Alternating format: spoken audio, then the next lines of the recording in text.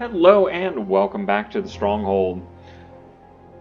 With the release of Strixhaven, we have entered the third quarter of our budget year, where we start to really focus in and talk about the historic format and how we can best use our resources to prepare for that.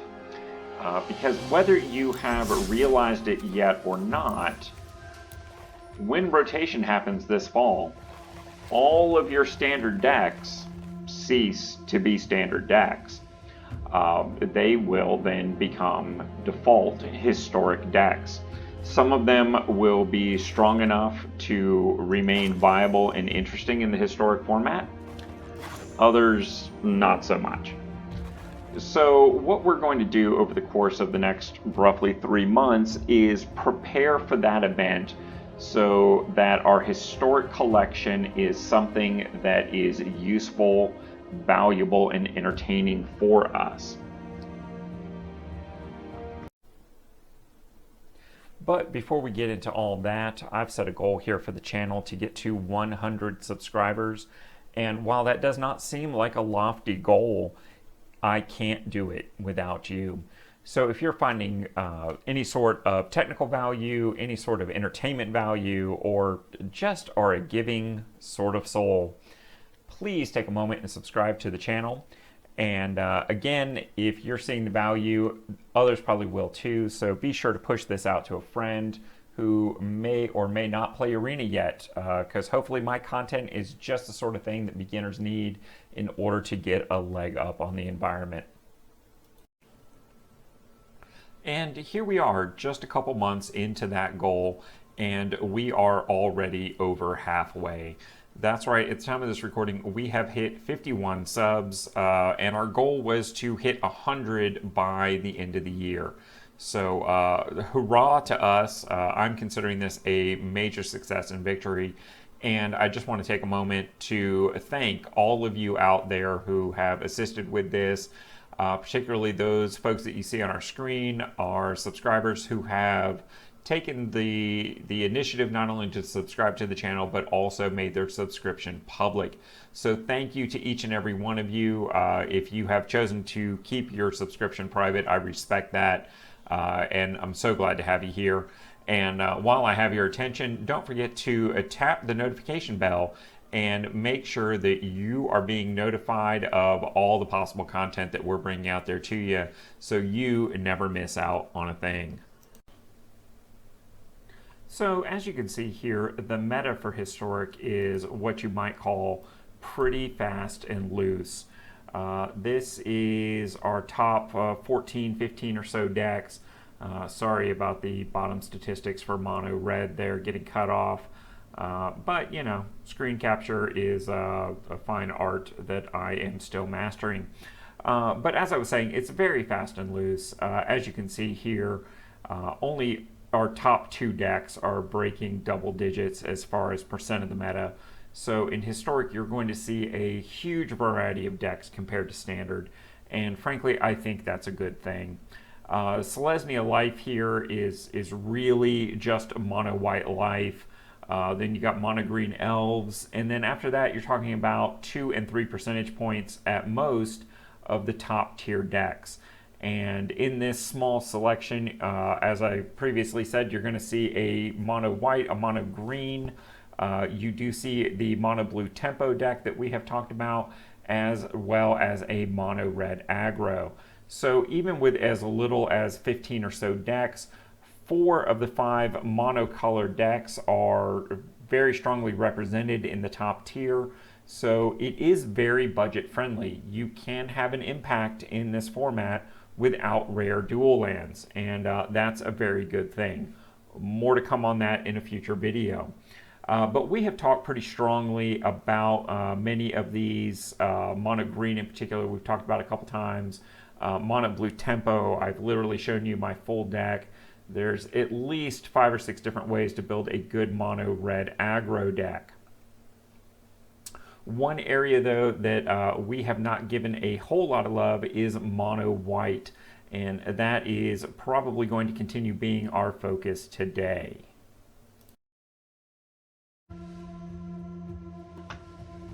So one area that is a bit underdeveloped for us in Historic is our white portion of the collection, particularly at the rare level. So in an attempt to address that, I am going to start with our standard life gain mono white deck that I've been using for a while, and I'm sure you have been able to build something like this in your own right. Before I do that, let me clone this deck out, and we will work on the clone here. And just give it a quick rename. And also I want to go in and change this to a historic format.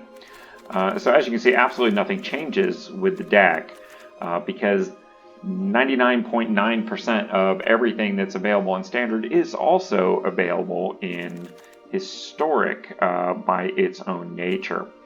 I have to say I'm pretty pleased with this deck overall.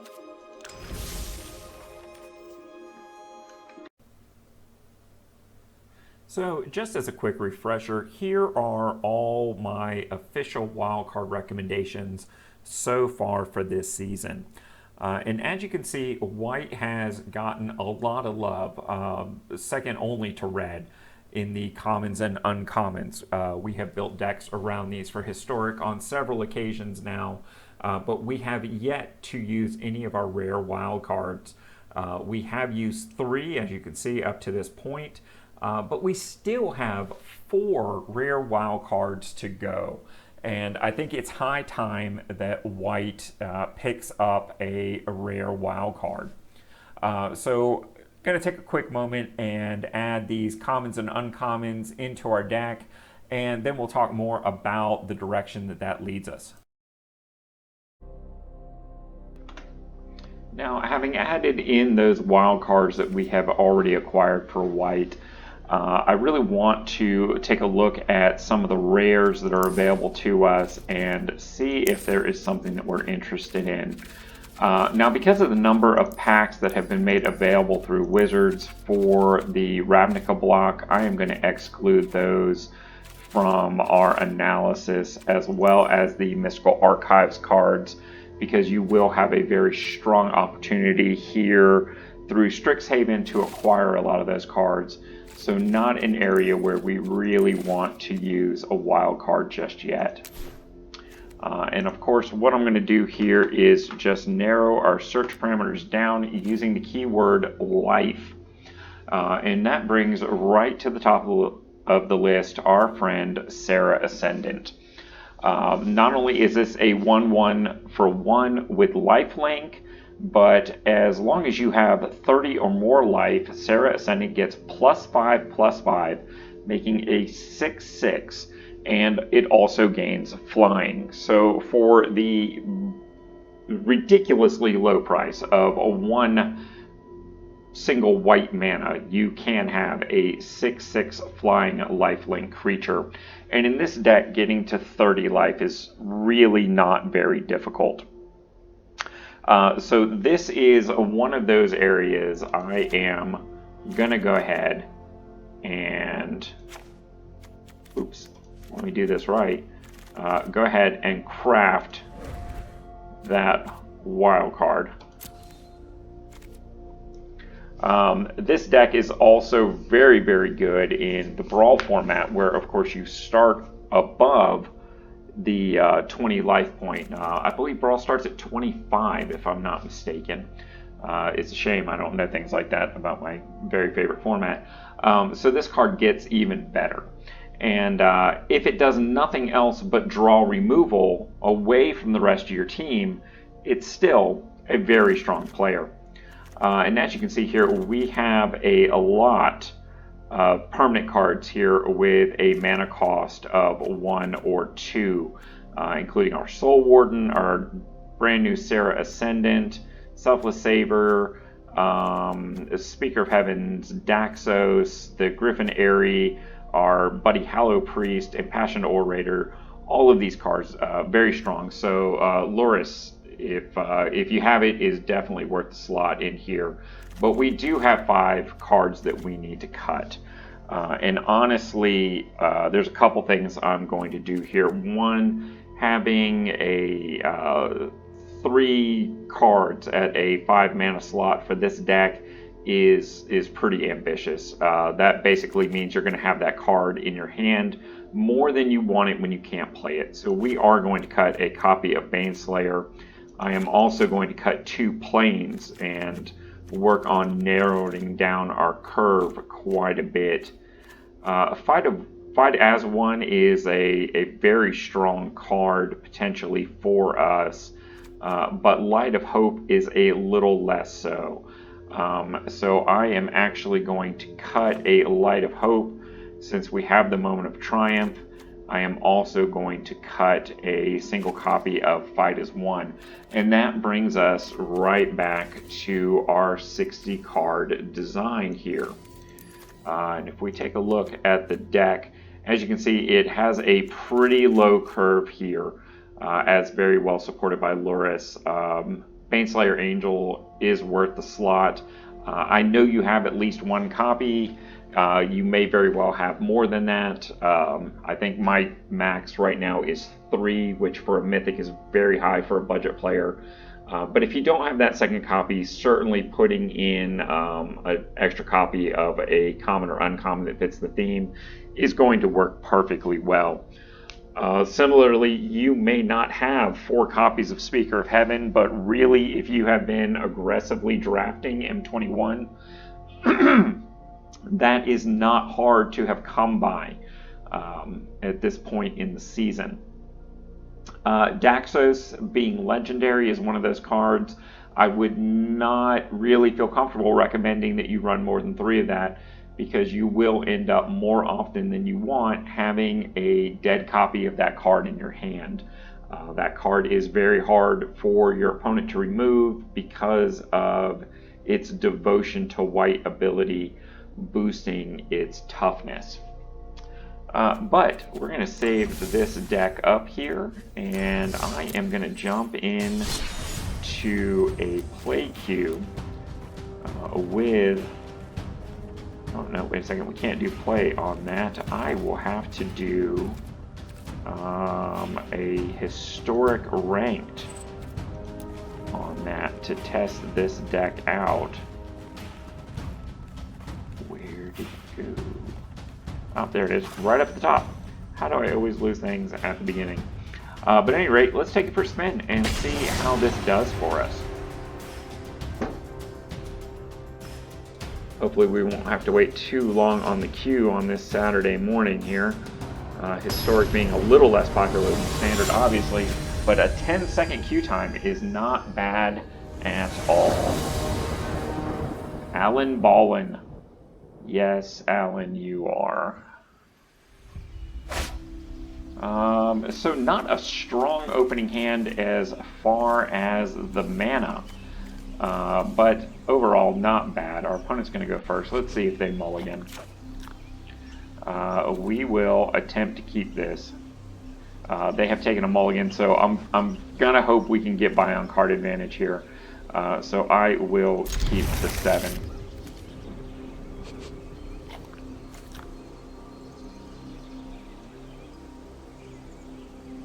They are mulliganing aggressively. This may be some sort of Ulamog combo deck if their sleeves match the deck theme. But we'll see what they come up with. They're thinking about, God, they're still considering mulligans. Wow, went to 4. This is bound to be a combo deck. So maybe we can get enough in there right off the bat to make this worthwhile.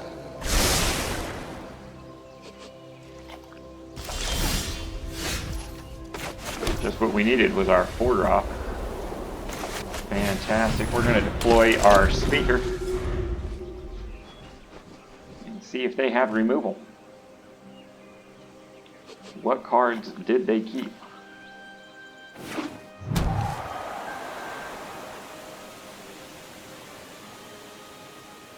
What's it going to be there, Alan? We know you're ballin'. But how do you be ballin'?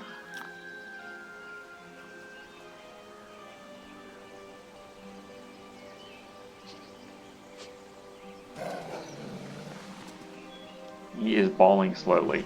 That's what he's doing. Oh, look, it's a cheesy combo.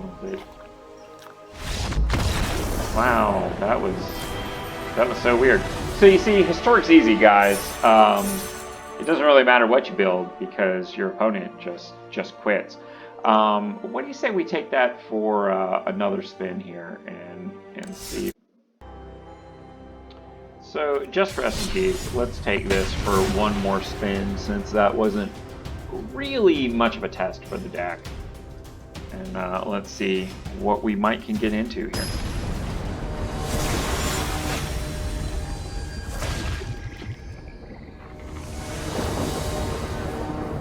Our opponent is a Lappa.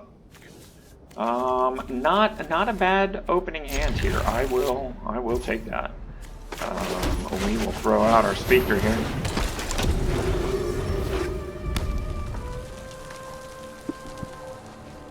Let's see what they do. They pass. They're probably holding a shock. I know I won't be shocked. Let's see what we get here. Hey, our speaker actually made it to combat. That's crazy. Hallowed Priest doing his thing. Gotta love it. We are kind of defenseless at the moment. Runaway Steamkin. He is running away. Alright, so let's start off by deploying the Soul Warden and our Charm Stray.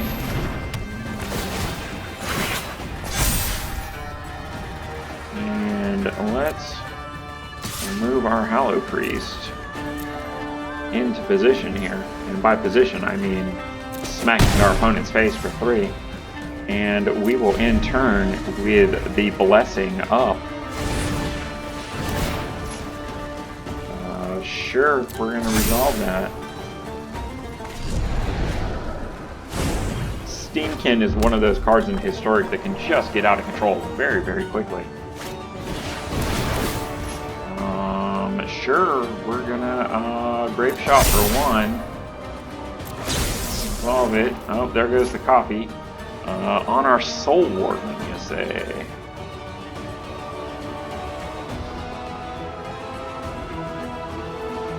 I think that's worth blessing.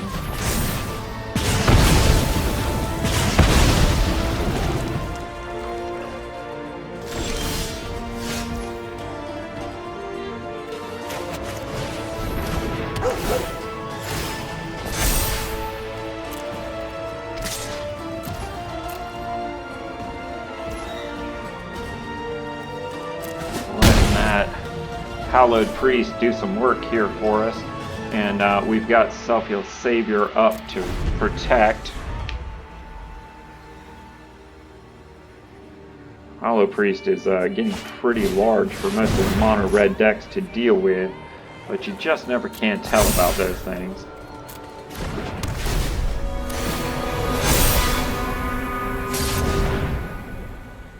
Taking some mana off the Steamkin to do some sort of shenanigans. Oh, this is the combo. Everyone playing the combo.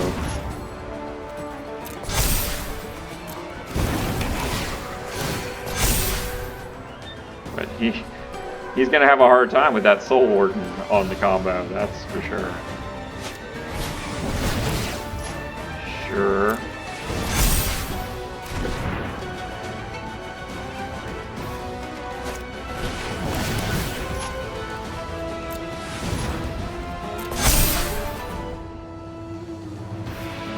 Sure, they can have first strike. Absolutely.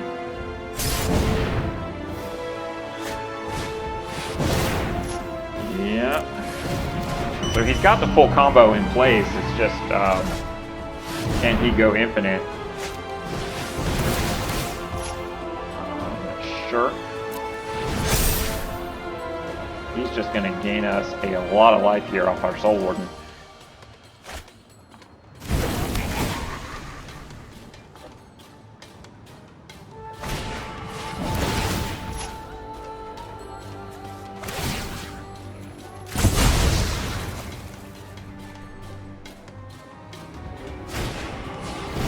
Oh, yep, there it goes. So he got us.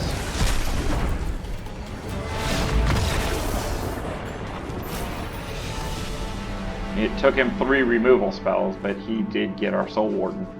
And of course, we only have the 1 copy in the deck, but he doesn't know that. That card alone would have kept him from winning. Let's give it one more spin here and see what the random historic deck generator will show to us. That mono red combo deck is something we're going to start seeing a lot of in historic. Mono red storm is really just kind of ridiculous. We will keep this and we will deploy our charming cape.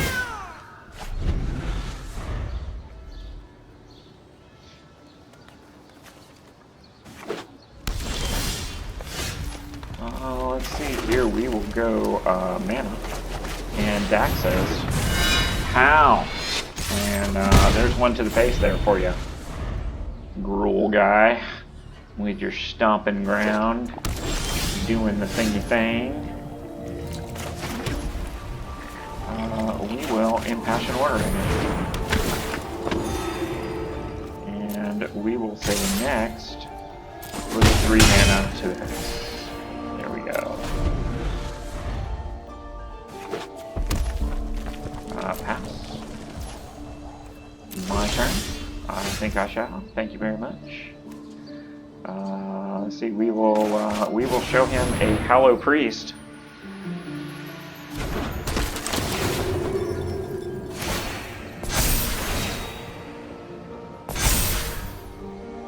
And now I believe we will stompy stomp with the facey face. There we go. And we have a number of instant speed protection options still available to us, which is always nice. In turn. He's thirsty. Looking for that meaning. I don't think he found it. What do you think?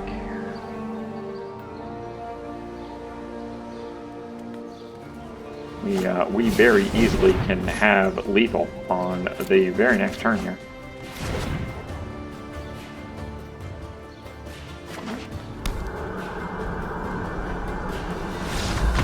And he knew we did. So some sort of teamer deck going on there, and we get another win in. Very solid. Very, very happy about it. So you can see it really doesn't take much in the way of resources to take one of your better standard decks and really kick it up a notch and make it competitive in historic. I think this deck is one that is very clearly worth investing in. I hope that you continue to enjoy it for some time, and we will see you again here real soon. Wait, what's that? You didn't catch all that? Well, Matt wants you to know the links are in the doobly-doo. And with all that having been said, please take this opportunity to like, comment, and subscribe. It is the budget way to support this budget channel because it doesn't cost you a thing. Do it for Graham. Do it for the algorithm. Do it for the iced coffee. And until next time, I'll see you in the arena.